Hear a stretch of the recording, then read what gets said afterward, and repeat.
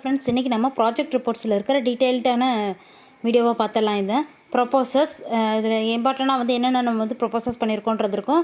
Idea of investment designs இருக்கும். Format of systematic development அதை பற்றின டீட்டெயில்ஸ் இருக்கும்.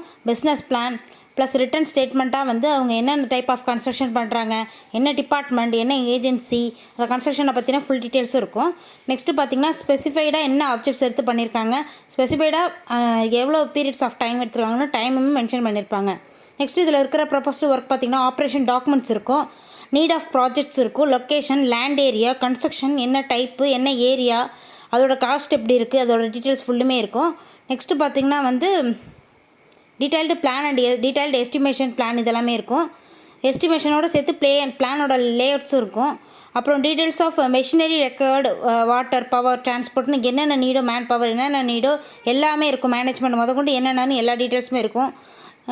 Then structural layout, designs, cost of terms, என்ன மாதிரியான காஸ்ட் ஆஃப் டேர்ம்ஸ் இருந்துச்சு, பேமெண்ட்ஸு, இந்த மாதிரி எல்லாமே இருக்கும். ப்ளஸ் பார்த்திங்கன்னா கவர்மெண்ட் ப்ரொவிஷன்ஸ் இருந்ததுன்னா அது எதுவும் இயர்லி பட்ஜெட்ஸ் இருக்கான்னு சொல்லிட்டு அந்த கேபிட்டல் அமௌண்ட், அந்த அமௌண்ட் டீட்டெயில்ஸும் ஒர்க்கோட ஷெடியூல்ஸும் எல்லாமே வந்து நோட் பண்ணியிருப்பாங்க. Thank you friends.